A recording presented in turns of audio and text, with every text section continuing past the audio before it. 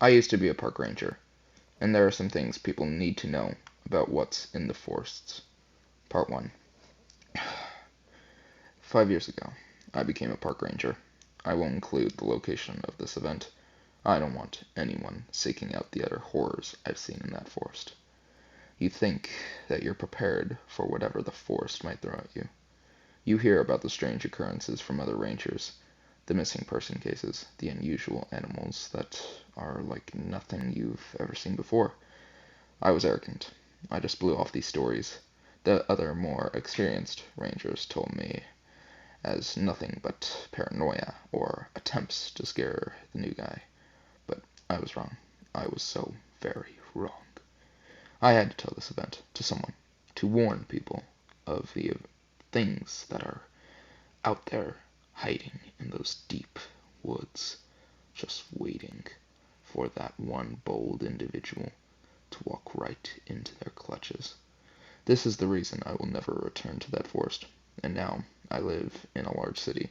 I avoid the forests that I used to so dearly love, so much, because I'm terrified of what I'll find in them, or what will find me.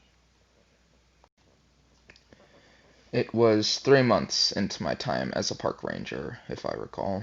It was the beginning of spring. For the past 2 weeks, we had been receiving strange reports from park visitors and a few fellow rangers. People had been seeing strange, warped-looking animals wandering about the park. The animals sighted often looked thin, with patches of missing hair, and they had completely white eyes. They were gaunt and almost skeletal, and the proportions of the animals were said to just seem wrong, as if the animals were just not completely convincing copies of the animals they were supposed to be. Of course, most of us just assumed there was some sort of disease starting to affect the animals in the park. There was an older park ranger who'd started at the park a month before the sighting started, named Briggs, who warned us that he'd seen this before. He was worried. He was insisting we should close up the park. He said that the animals were dangerous and a safety hazard to anyone inside the forest, but he wouldn't say any more than that. He just always looked haunted when he talked about those animals, and said the forest wasn't safe anymore. Of course, we just wrote him off as being a kooky, paranoid older guy who'd probably had some kind of traumatic wild animal attack experience. We didn't even entertain the possibility that he might be right, and our hubris would be our downfall. I still remember something Briggs said to me one day, shortly before he quit working at the park. It always was weird to me that Briggs was so disturbed by these animal reports, and looked so haunted when he talked about them. He was a big man, in his late 70s, but he could have easily wiped the floor with any youngster who tried to step up to him. He was an ex-Navy SEAL, and a tough and smart son of a gun. I was surprised. He was so superstitious and paranoid that we should close up the park when it just seemed like some outbreak of a disease amongst some of the wildlife. All in all, it didn't seem like a big deal at the time. Briggs wouldn't say specifically why he was so insistent on closing up the park. All he would say to me on the subject was, "There's things in the forest you couldn't comprehend, boy. Things that'll break a grown man in two, like a twig. They're smart, you know. We think we're the apex predator of this world, but we couldn't be more wrong. If you aren't afraid, you're a fool. They're coming out in droves, and I don't know why. But I don't plan on being here to find out. I've seen the horrors of war, Sonny, and what I saw on the battlefield is nothing compared to what I've seen in that forest. Do the wise thing and listen to this old-timer before it's too late." I just wrote off what Briggs told me, but now I wish I hadn't. If I would, go back and change what I'd done, but it's too late now, and the horrors I saw will stick with me as long as I live. 1 week after Briggs warned us to close down the park, he quit and left the park behind. He was the smart one. He knew what was coming and didn't want to be around when all hell broke loose. I saw a glimpse of one of those strange animals on one of my patrols within that week, but it just looked like a sick raccoon to me. I thought nothing of it, and it was gone before I could attempt to catch it. But within 5 weeks of these sightings beginning, things had started to become stranger. We'd had 10 reports from park visitors of being attacked by these sickly-looking animals. All of them had told us the same thing. The animals seemed intelligent now, like they were hunting them. They seemed intelligent, and they seemed angry. We were bewildered and unsure of what to make of the situation. We'd been trying to hunt down and put down the sick animals since the report started. We decided it was wiser to put down these animals to keep the sickness from spreading, but the animals remained elusive. The most of any of us were able to do was catch occasional glimpses of them, but that all changed one night on the 6th week of the sightings. We'd also had 10 missing persons cases brought to our door within the past 2 weeks. That we were unsure if this was attached to the sick animal sightings, and were unable to find any traces of the missing people, aside from some abandoned belongings and campsites. One seemingly peaceful summer night, 3 of us were at the ranger station on the overnight shift. It was myself, Hank, a tough, hulking man in his early 30s, and Lita, a petty girl in her late teens, who was interning at the park over the summer. We had increased employee presence in the park due to the strange animal behavior of the past 2 or so months. It was so close to 10 at that night when we had a hysterical young blonde woman rushing into the station. She was covered in dirt and scratches. Her clothing in tatters, she looked wild, like someone who'd been lost in the forest for weeks. She was sobbing, babbling, and collapsed into the arms of Hank. I started to check her for and treat her injuries, as we tried to calm the woman down. Enough for her to speak clearly, at least. After an hour, we managed to calm her down, enough for her to be able to speak in somewhat coherent sentences. She was still hard to understand, but we managed to get the gist of it, of what she had to say. The woman told us that she'd been camping in the park with her 4 friends.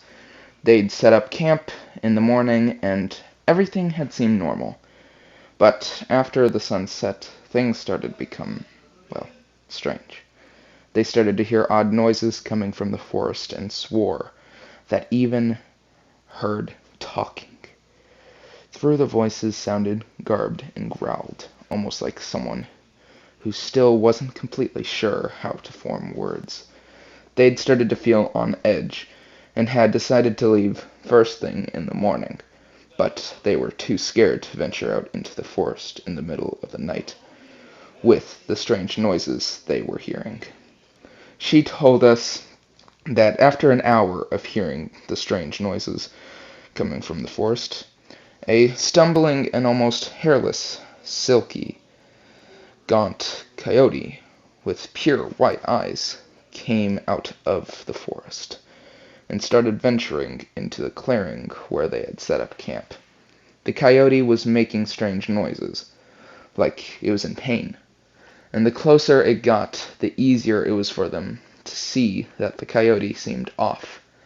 She said that the coyote seemed just a little too long and too tall to be a coyote, like it had been stretched or something. As the coyote got closer, her friend Trace got scared and decided to throw a rock at the coyote to try and scare it off. Instead of throwing the rock near the coyote, she threw a fist-sized rock at the coyote and hit it square in the head. The rock hit the coyote and it collapsed to the ground. After the rock hit the coyote, the forest seemed to go completely still, almost like time had stopped. The only sounds the five of them could hear were their own terrified breathing and the crackling of the campfire. They thought Trace had killed the coyote. In the eerie silence, they could see that it wasn't breathing. But then, the coyote's body jerked. Strange crackling noises could be heard from the coyote's body as it twitched and contorted. Its body changed into an almost humanoid shape. As it rose up on two legs, the coyote bared its teeth at the five of them in a sneer and then opened its mouth. They heard the coyote speak. Two chilling and horrifying words. In a deep and guttural voice, it said, "Feeding time." These two words seemed to send the forest into utter chaos, as creatures of varying shapes and sizes swarmed from the tree line upon the five campers. Not all of the animals even seemed to look like animals or like anything the girl had ever seen before. The creatures dragged the five of them through the forest to a cave, dragging them inside into what seemed to be a dark and massive cave system. This is something I found strange, considering that the only caves we had in this park were relatively small. There should have been nothing in that park like what this girl was describing. She told us that the animals dragged them into this cave system and trapped them in there with some kind of sticky, wispy substance that seemed almost like spider webs, but with the strength of a thick rope.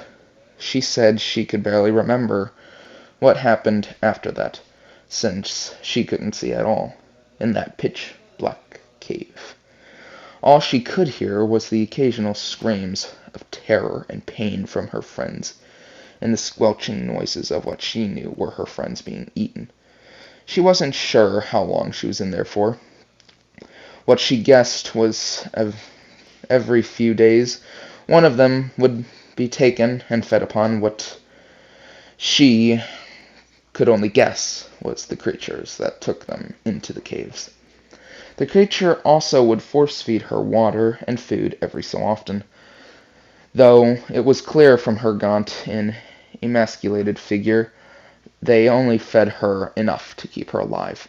She said she was fed some kind of mush she was never able to identify, only that it tasted utterly foul and almost like something rotten. When it was finally her turn to be eaten, she got lucky.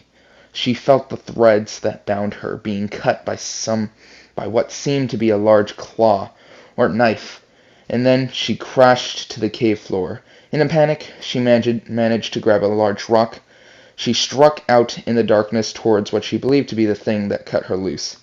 She could tell she made contact with something and heard a growl of pain as the creature hit the ground. She didn't wait to figure out how much damage she'd done. She just ran. She ran for what felt like hours. She could hear the sounds of the growls and what seemed like a garbled speech she couldn't understand all around her, but somehow she managed to avoid the creatures who were hunting her. She managed to escape the cave system and just ran blindly through the forest in the dark until she found the ranger station. After finishing the story, she just burst into sobs and begged us to protect her from the monsters that she thought were still chasing her. We realized, after hearing her story, that she was part of a group of 5 campers who'd gone missing in the forest 2 weeks earlier.